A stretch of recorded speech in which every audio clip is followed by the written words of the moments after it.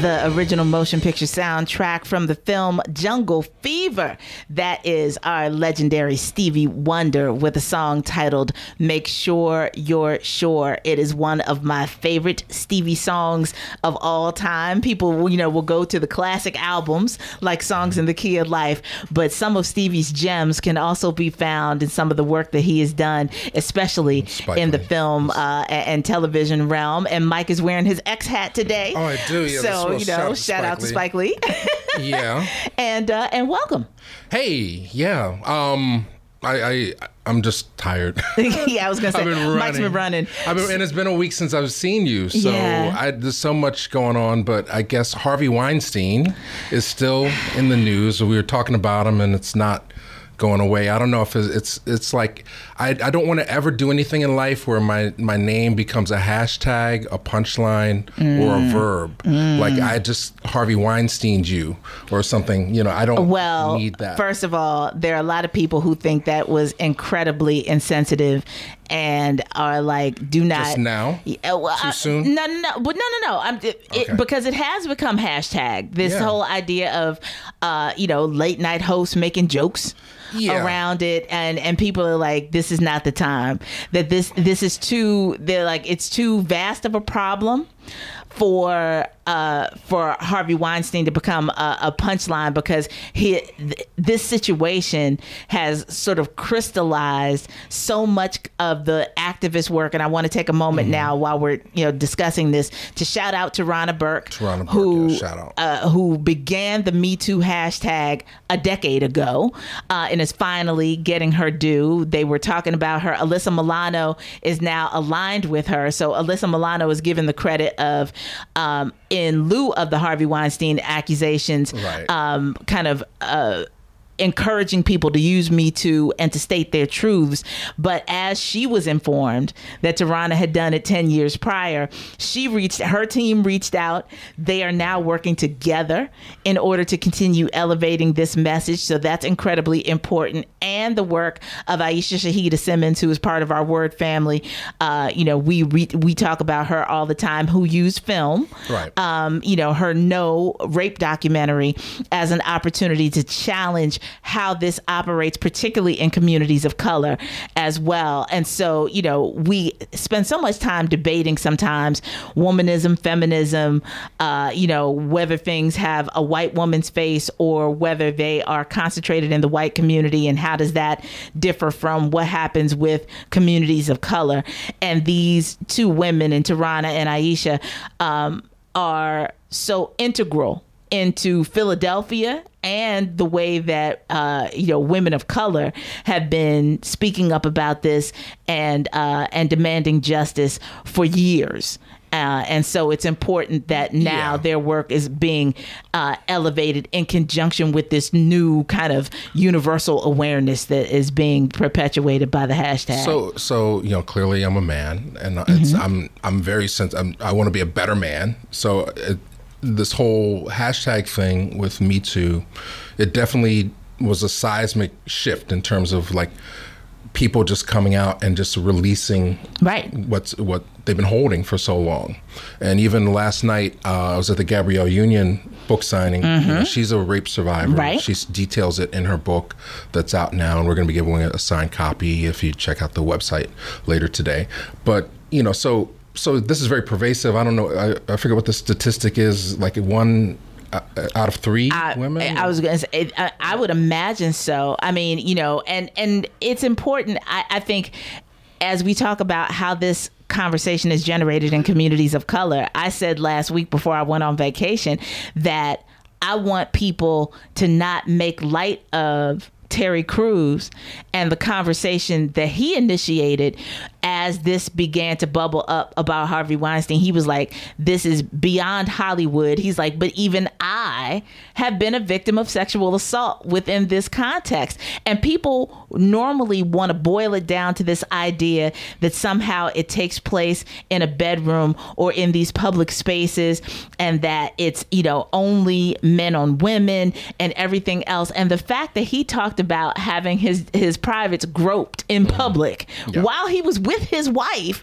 and just the whole boldness that it takes to do that and that he, in a series of tweets, told his own story. I hope that gives brothers like you and men in general a deeper opportunity to talk about precisely what sexual assault is. Right. Everybody was not necessarily raped, but there are plenty of people who can speak about sexual violation and encourage our behaviors to be different in the awareness of exactly what it is that we're talking about. And that's why I think Terry Crew's story was so important. Yeah, well, it's just been hitting wave after wave. I mean, one thing that, I was speaking out, I guess, with the last time we were here, it's just part of our culture. And it's time, if we're in a period of change, it's time to make people aware of this and just overall have overall empathy for one another if we're going to get through what's happening, what's about to happen. So, I'm very sensitive about it. Don't think I'm just making fun today. No. I didn't feel that at all.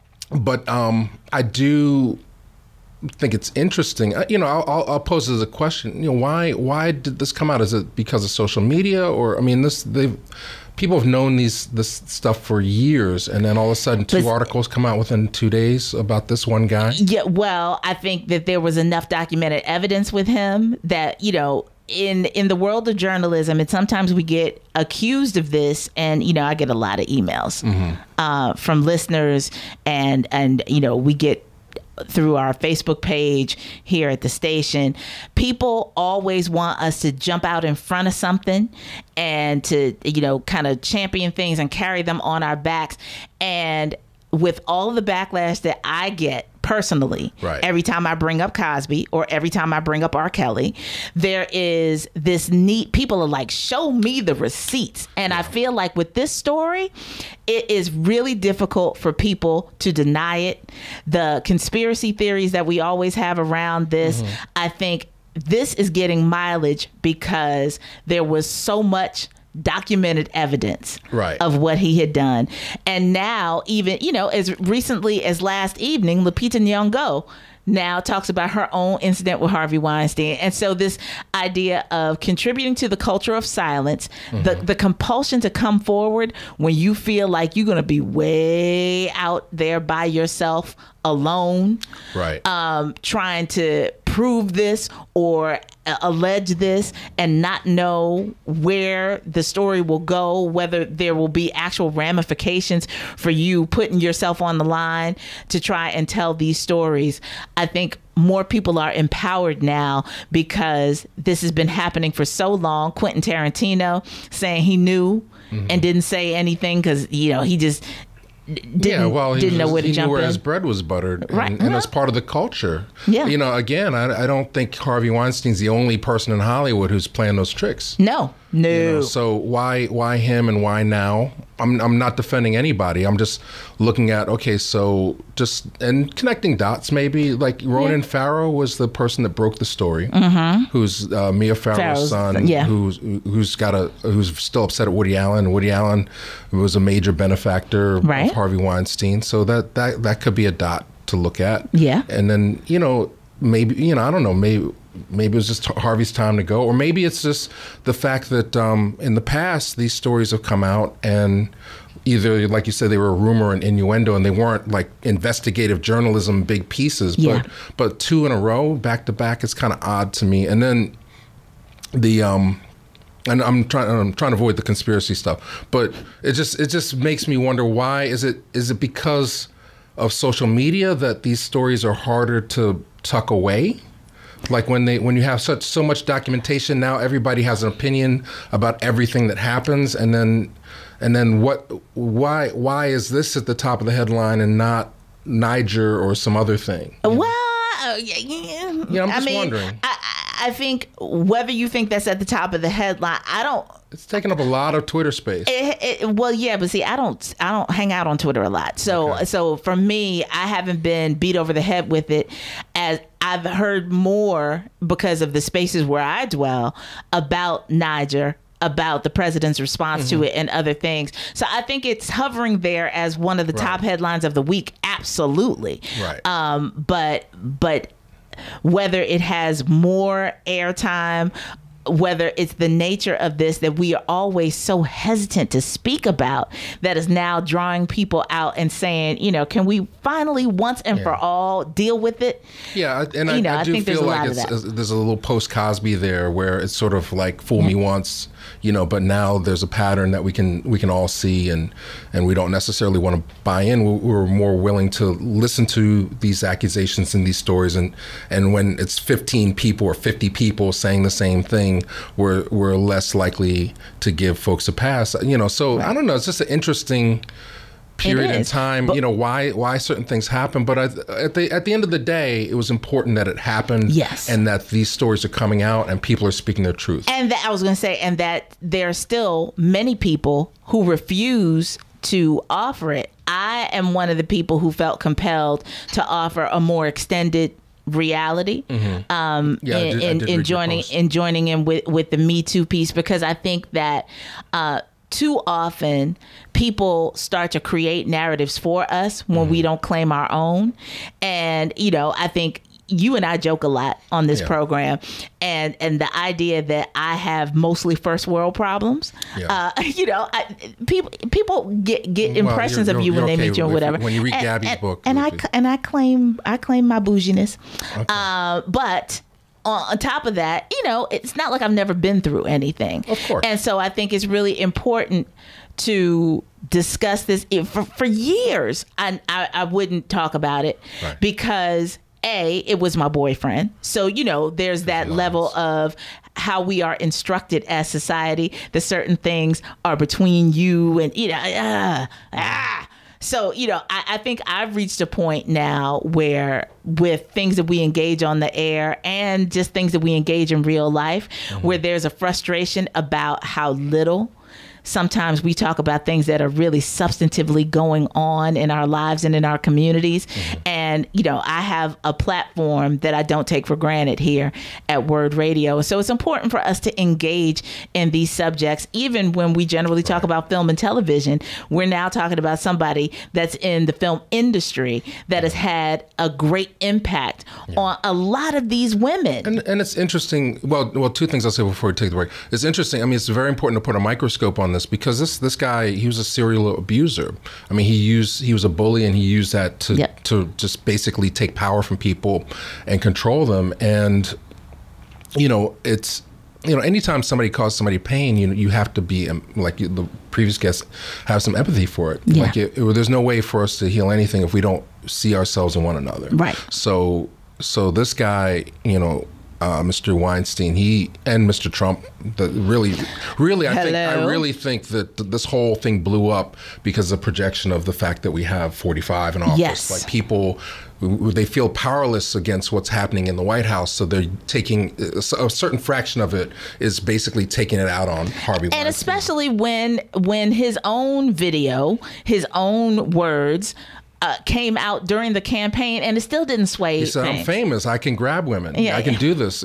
So I think, again, like 2 weeks ago, I said, well, this will go away. Hopefully it'll continue to stay in the mainstream, but I just hope it broadens out, and maybe the Me Too hashtag is what it is. So it's not just Hollywood. It's just every office places, everything.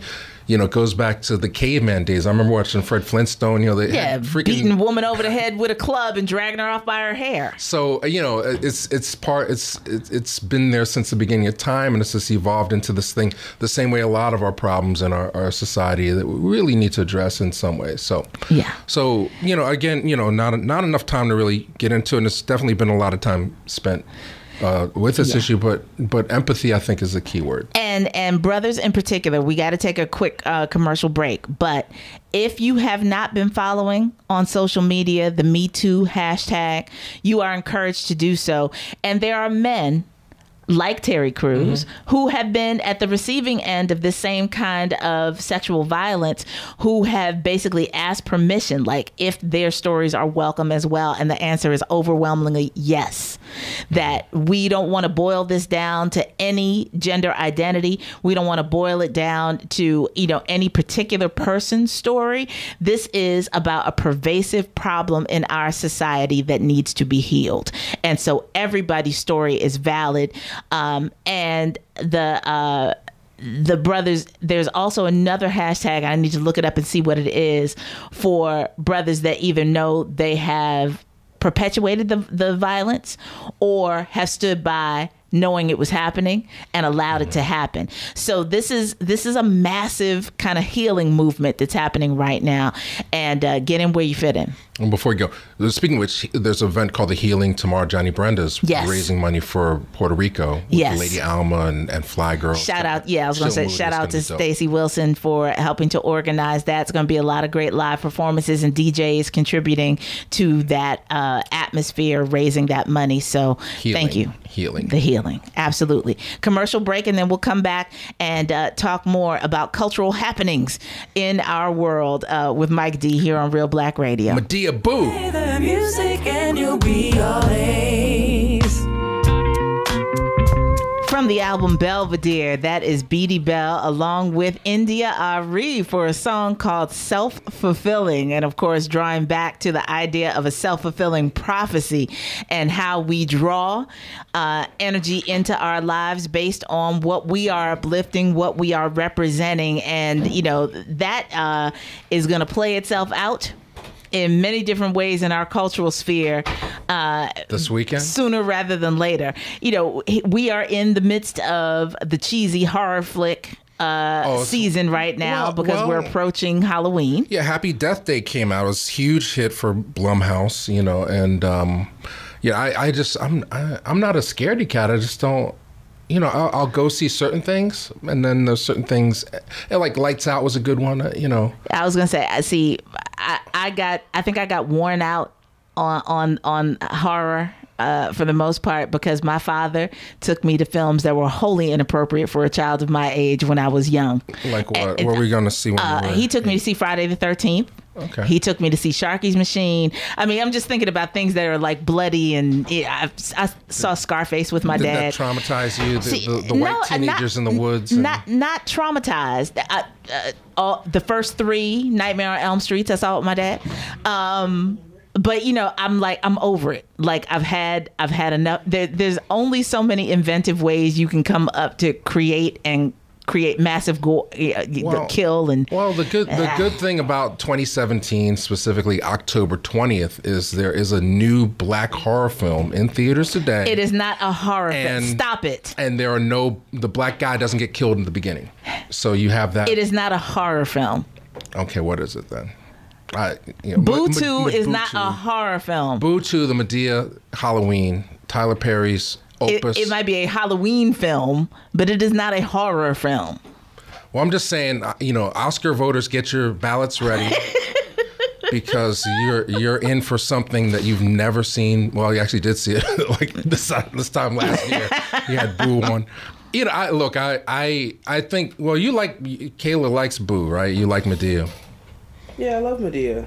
You love Madea. So we need to, like, the more suffering in the world. Okay. Kayla can have all of my share. I know Tyler Perry isn't like Oscar-worthy winning stuff. I'm not saying stuff that. It's just a way for me to unwind and laugh.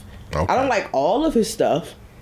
I think I only own 2 Madea movies in my collection. But will I watch it? Yeah. I'm not. It's so easy. It's like shooting fish in the barrel to criticize a Boo to, you know. I just think if you want to help, you know, let's start a GoFundMe so Kayla doesn't have to pay her own money. I don't plan on paying my money. I plan on spending Daddy's. See, she's already got a plan. So you're already in line. Yeah, see.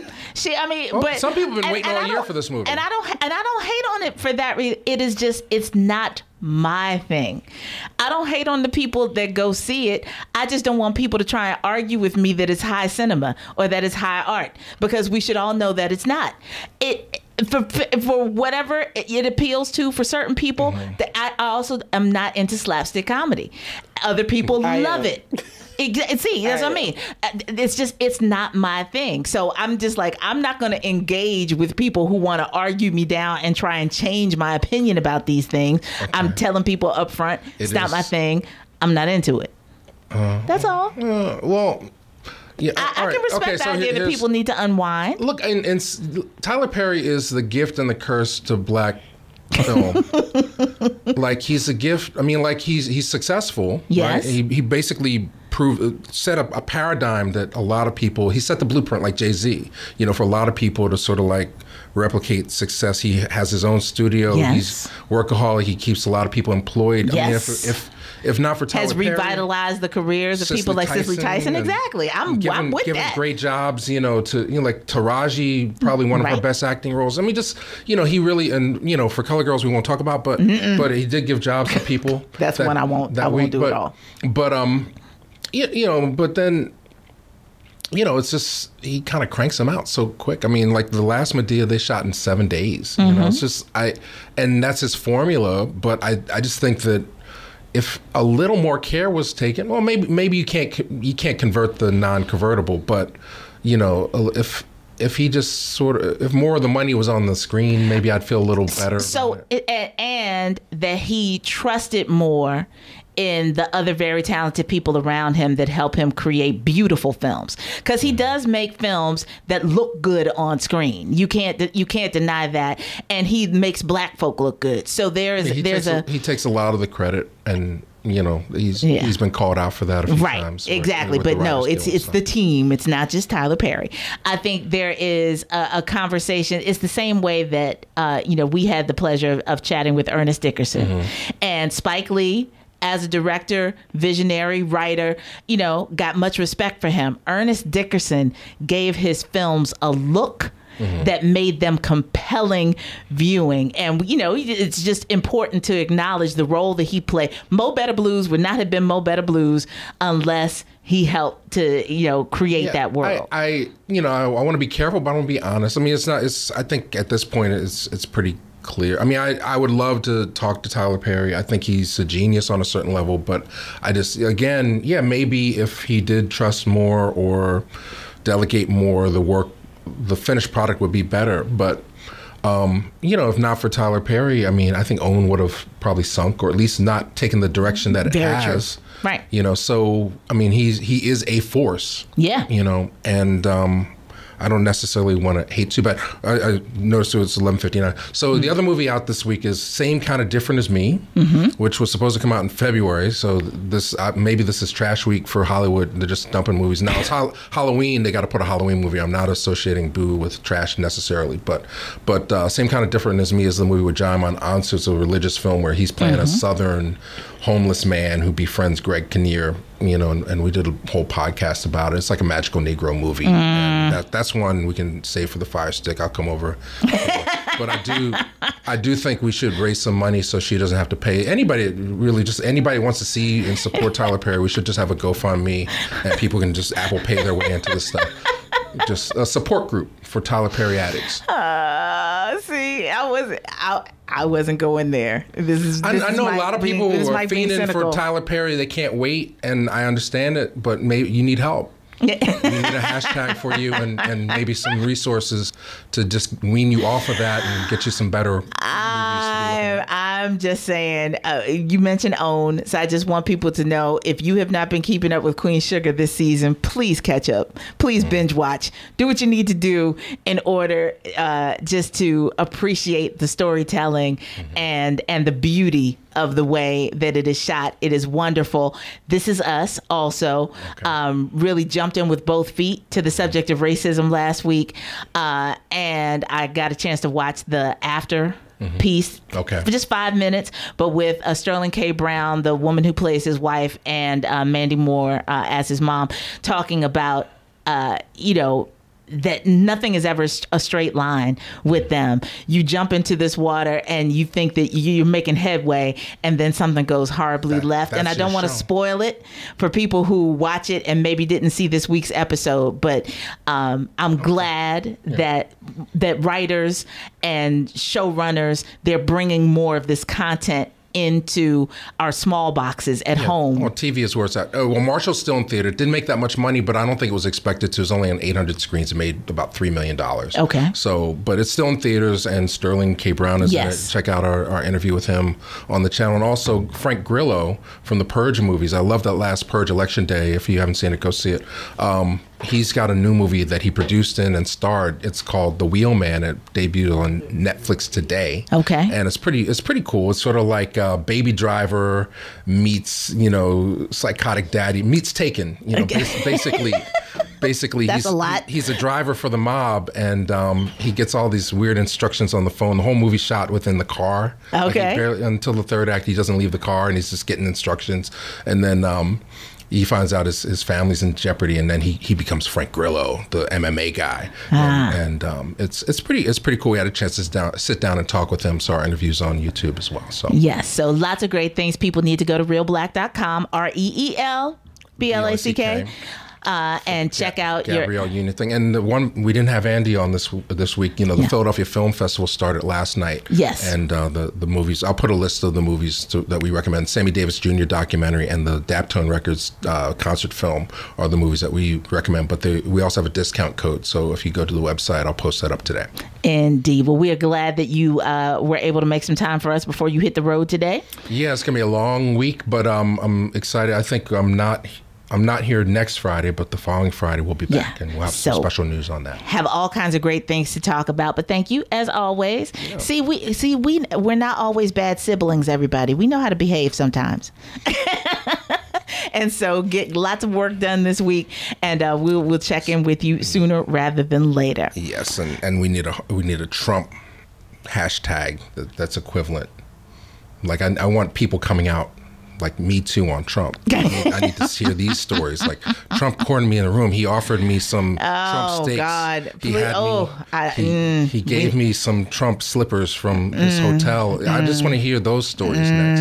I don't know that I'm ready for that. I think people need to tell their truth, but I don't know that I'm ready to read it. That Apprentice producer, he needs to turn coat and release those audio tapes, and Russians need to release those videotapes. Well, that's a play. Remind me, and I'll email you that we have to come back to that because all of the black folks that Russians paid in order to throw off the election results or keep black folks in the hood occupied, the stories around that are so interesting. But anyway, I'll get to that next week, but we'll engage Mike with that. We got to let him go. We got to pay some bills. We're taking a quick break, and as we continue this jam-packed edition of TGIF edition of The Mojo, we're going to come back and we're going to talk French cooking and a revitalization of being able to prepare meals at home as we slide into autumn and get closer to the winter months. That and plenty more as we continue after this.